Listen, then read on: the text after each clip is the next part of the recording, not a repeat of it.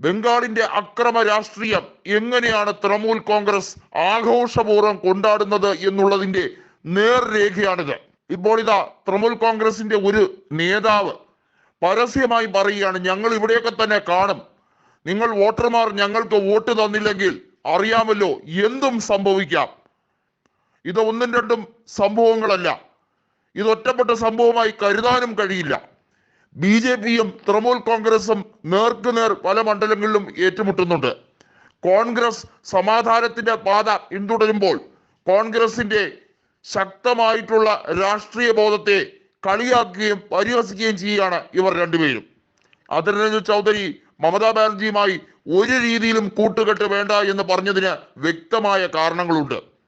സന്ദേശകാരിയിലെ അനിഷ്ട സംഭവങ്ങൾ മാത്രമല്ല, ബംഗാളിൽ ഒരായുസ് മുഴുവൻ കൃത്യമായി അക്രമ രാഷ്ട്രീയം മാത്രം പയറ്റി രാഷ്ട്രീയ പ്രവർത്തനം നടത്തിയ വ്യക്തിയാണ് മമതാ ബാനർജി. അവരുടെ കൂട്ടാളികളിൽ പലരും ക്രിമിനൽ സ്വഭാവമുള്ളവരാണ് എന്നുള്ളത് എടുത്തു പറയണം.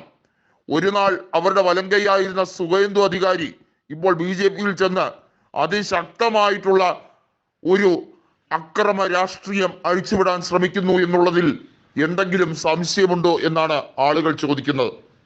ബംഗാളിന്റെ രാഷ്ട്രീയ ചരിത്രത്തിൽ ഇന്നേ വരെ കണ്ടിട്ടില്ലാത്ത ഒരു പോരാട്ടമായിരിക്കും ഇത്തവണത്തേത്.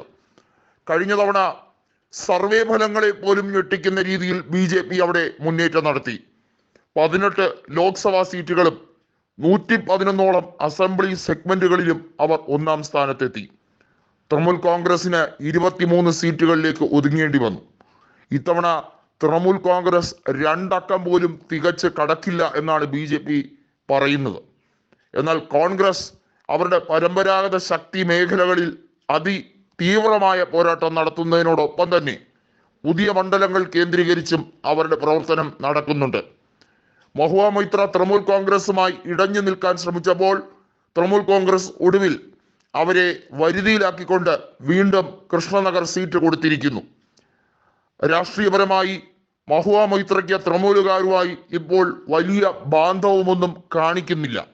എന്നാൽ പോലും മമതയുമായിട്ടുള്ള ഒരു അടുപ്പത്തിന്റെ പേരിൽ അവർ ഇപ്പോഴും തൃണമൂൽ കോൺഗ്രസ് വിട്ടില്ല എന്നുള്ളതാണ് ഇവർക്ക് ആശ്വാസകരമായിട്ടുള്ള വാർത്തയാകുന്നത്. എന്നാൽ പോലും അഴിമതിയുടെ കുംഭകോണത്തിൽ നിറഞ്ഞു നിൽക്കുന്ന തൃണമൂൽ മന്ത്രിമാർ എപ്പോൾ വേണമെങ്കിലും അറസ്റ്റ് ചെയ്യപ്പെടാവുന്ന അവസ്ഥയിൽ മമതാ ബാനർജി.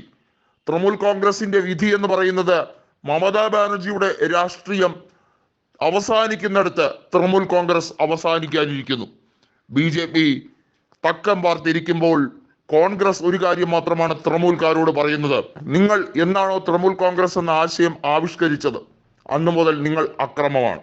ഇടതുപക്ഷത്തിനെതിരെയുള്ള ആക്രമണമായിരുന്നു തുടക്കത്തിലെങ്കിൽ ഇപ്പോൾ ബംഗാൾ ജനതയ്ക്ക് നേരെ മുഴുവനായിട്ടുള്ള ആക്രമണമാണ്. ആ ആക്രമണമല്ല ഇന്ത്യ മുന്നണിയുടെ ലക്ഷ്യം. തിരിച്ചു കൊണ്ടുവരാൻ, അധികാരത്തിലേക്ക് ഒരു മതേതര സർക്കാരിനെ കൊണ്ടുവരാനുള്ള ശ്രമമാണ്. എന്നാൽ നിങ്ങൾ അവസരം കാത്തിരിക്കുകയാണ് അധികാരത്തിന് വേണ്ടി. അടൽ ബിഹാരി വാജ്പേയി മന്ത്രിസഭയിൽ പോലും മന്ത്രിയായിരുന്ന മമതാ ബാനർജിക്ക് ഏത് വിധേനയും അധികാരത്തിന്റെ പങ്ക് നുണയണം. അതല്ലാതെ അവർക്ക് മറ്റൊരു ചിന്തയുമില്ല.